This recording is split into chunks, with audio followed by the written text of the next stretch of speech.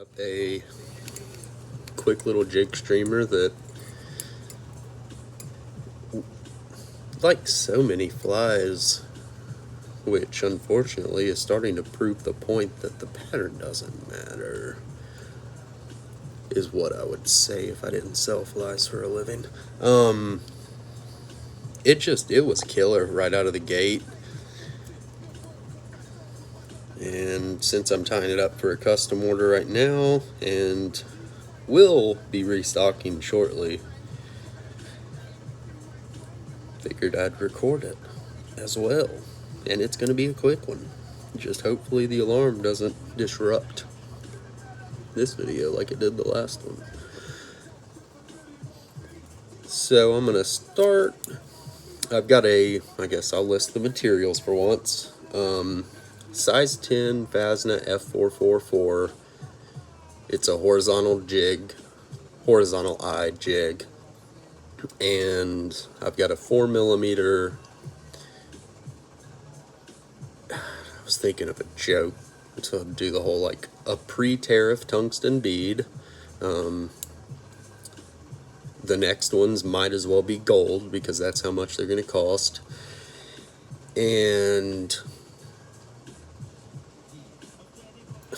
I just threw myself off. So I'm going to tie up a quick jig streamer. This is I just call it a Damsel bugger because the chenille is Damsel olive. But it's just got a unique look, and right out of the gate for me it did really well, and it's continued to be a pretty consistent producer. So I've got a size 10 Fasna F444 hook, which is just a horizontal eye jig, and I've got a 4mm tungsten bead, and I'm about to tie in some olive brown marabou with my 8/0 light olive thread. Man, that's the first time I knocked out a material list in the beginning, except for the materials that I haven't started yet.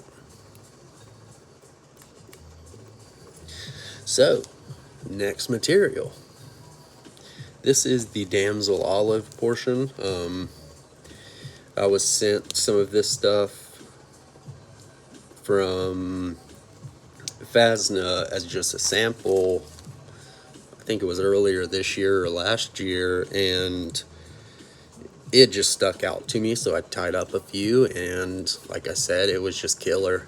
And I tied it in this exact configuration. I haven't changed anything other than replicate the original dubbing that I used underneath the chenille. So I'm just going to go ahead and tie it in, which this is a super thin core compared to the other straggle chenilles, polar chenilles, which is nice because, like, if you just tied the chenille in instead of adding the CDC body like I'm going to, you would have a super thin core, which is nice to have that option.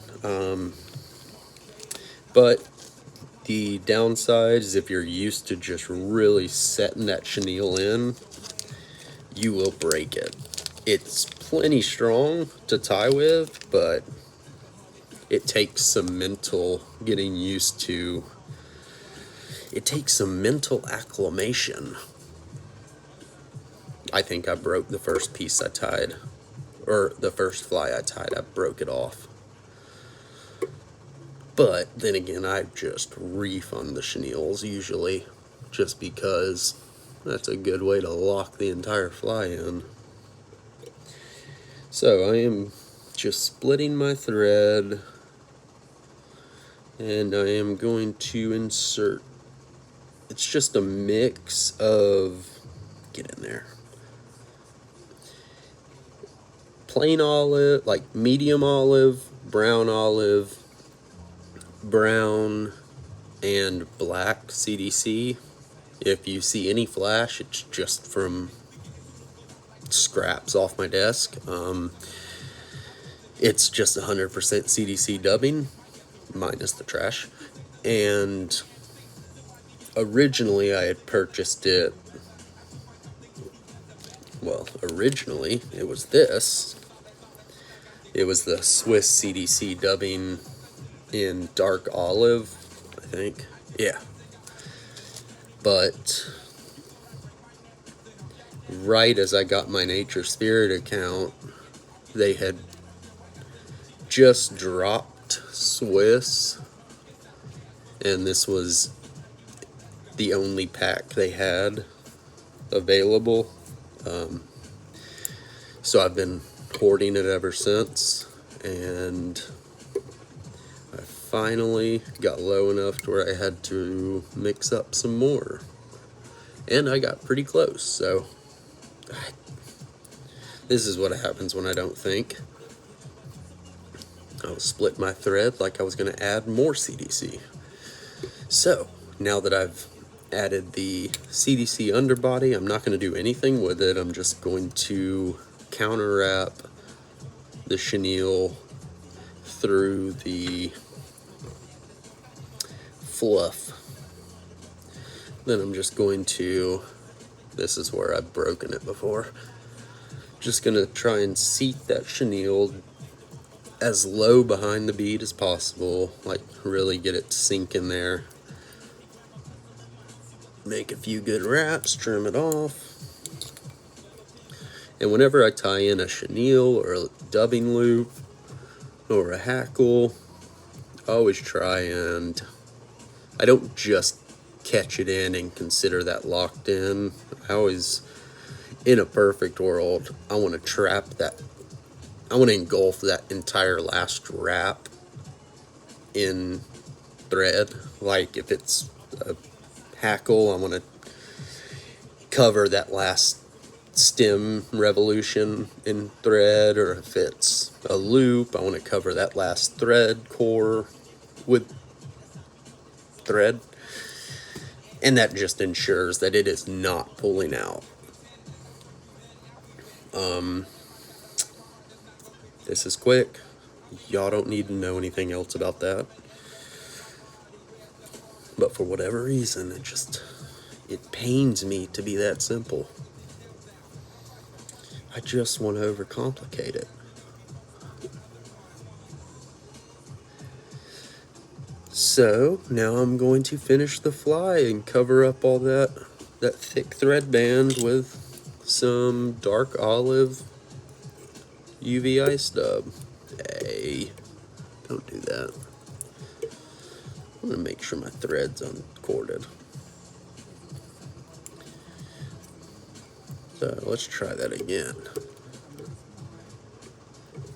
And for good measure,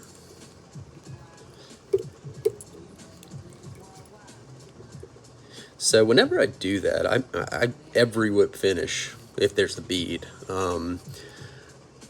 I grab it as close to the bead as I can, just draping it over my thumb, and pull at an angle backwards, because as your material builds up, you're obviously working forward of that bead, because that's just the taper of the bead. You're working up it with the thread as your material stacks. And if you just become content with that medium tension set when you're done with that whip finish, the important wraps of your thread are still exposed fairly, or at least this is in context of a bulkier fly like a jig streamer and larger. So to make sure I just totally take the whip finish off the table of failure points, I just take the thread and, I don't know, there's not a one-size-fit-all solution, but one of the things I'll do is torquing it backwards, and that's going to not only keep cinching up that whip finish, but encouraging it to slide down the bead closer to the core. So now it's a tighter whip finish and it's not exposed. So it's just all around more durable. Really, the only time I want thread, and of course I'm aware I've got thread exposed, but the only time I want exposed thread is when I'm building a hotspot. But since I did 3 whip finishes, well, 2.5, I'm not too concerned about the exposed thread. But yeah, I'm going to stop there because, again, gonna overcomplicate things. And yeah, that's just a really productive, for me anyways, jig streamer, and it's just a nice alternative to the standard olive CDC version if you're a fan of that one. Alright, do the whole thing, like follow me on Instagram, Eric Clymore, ErikClymore, or view my website, www.smallbatchbugs.com. I don't have any quirkiness for that .com thing, so I'm not even going to bother, and I got too much to do tonight. So yeah, do whatever you're going to do now. Bye.